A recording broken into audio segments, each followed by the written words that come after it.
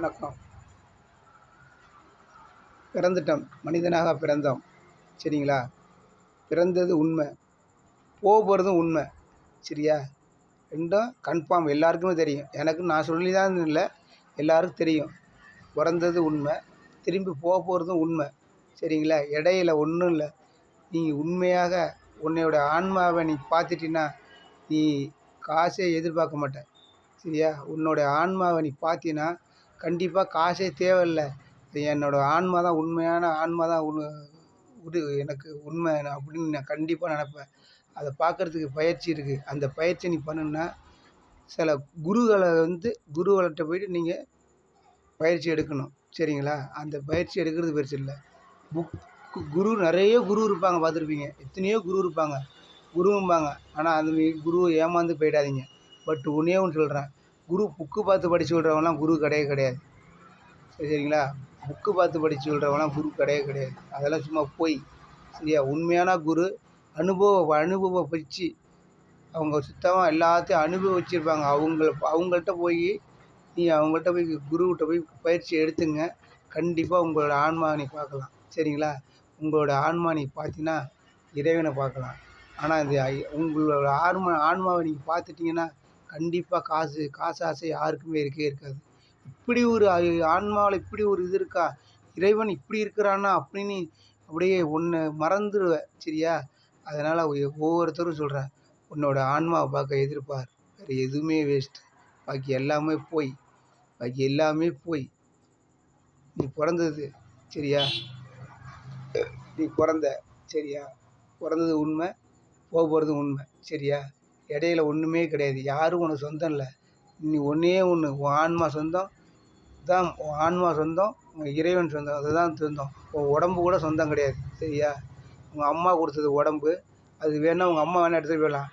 ஆனால் உயிரை உங்கள் அம்மா எடுத்துகிட்டு போக முடியாது. உன்னோட ஆன்மா உங்கள் அம்மா எடுத்துகிட்டு போக முடியாது, உங்கள் அப்பா எடுத்துகிட்டு போக முடியாது.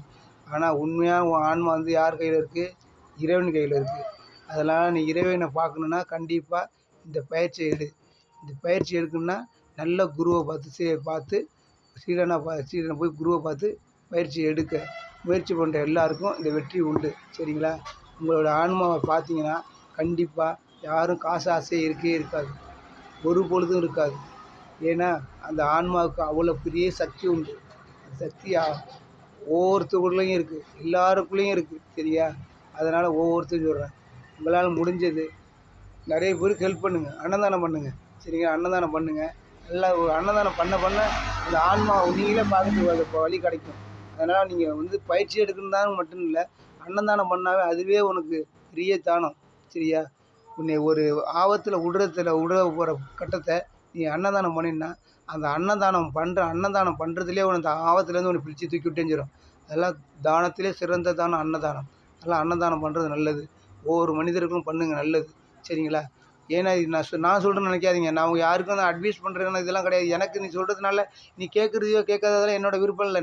எனக்கு ஒன்றும் கிடையாதுப்பா. இறைவன் சொல்லி என்னோட கடமை நான் சொல்கிறேன், அவ்வளோதான். எனக்கு ஒன்றும் கிடையாது. நீ கேட்டாலும் சரி கேட்காலும் சரி, அது உன்னோட விருப்பம்.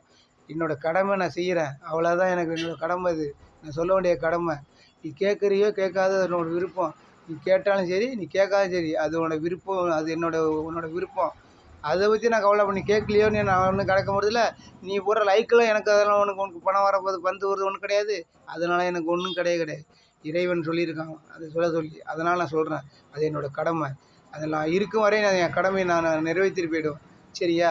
அதனால் திரும்பவும் சொல்கிறேன், உன்னோட ஆன்மா பார்க்குறது பார்க்க முயற்சி பண்ணு. அதுதான் உண்மையானது.